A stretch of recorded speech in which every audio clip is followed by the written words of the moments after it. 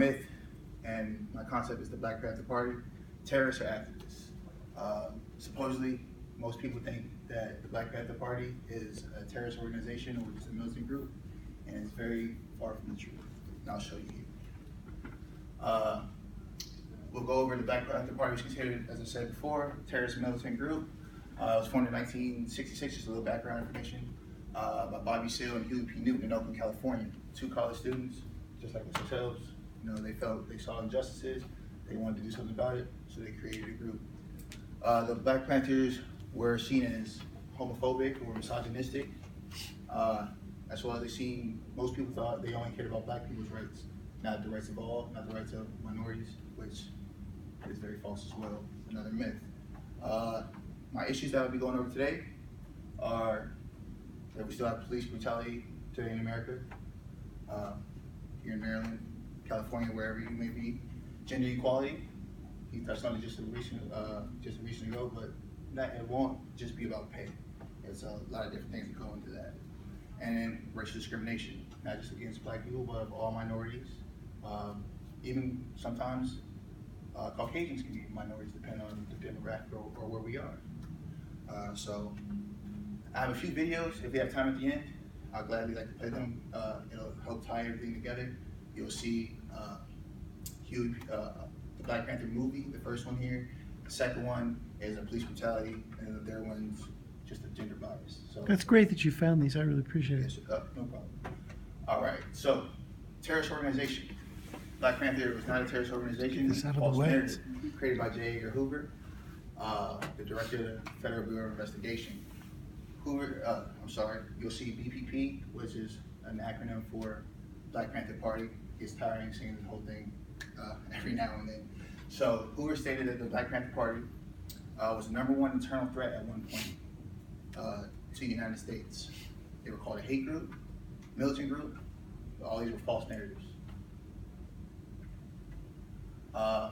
They're considered to be misogynistic and homophobic. When you hear Black Panther Party, what do you think?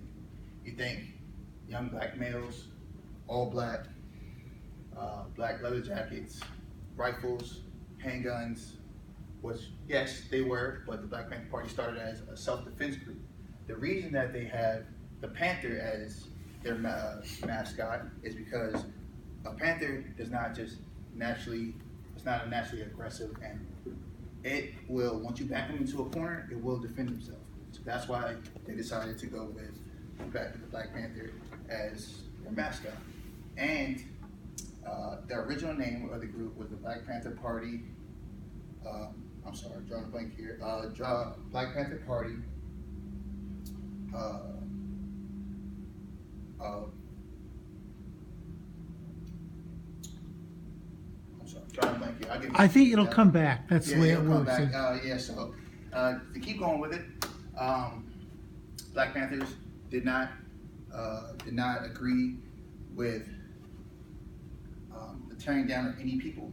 Their #1 slogan was "Power to the people," which is everybody, not just black people, not just white people, anybody.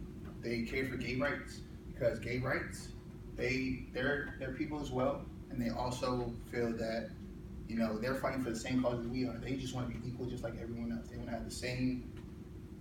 They want to have the same rights as everyone else. They just want to live free, enjoy what they enjoy, just like everyone else. They want to be safe. They don't want to be beaten. They don't want to be targeted because of who they are.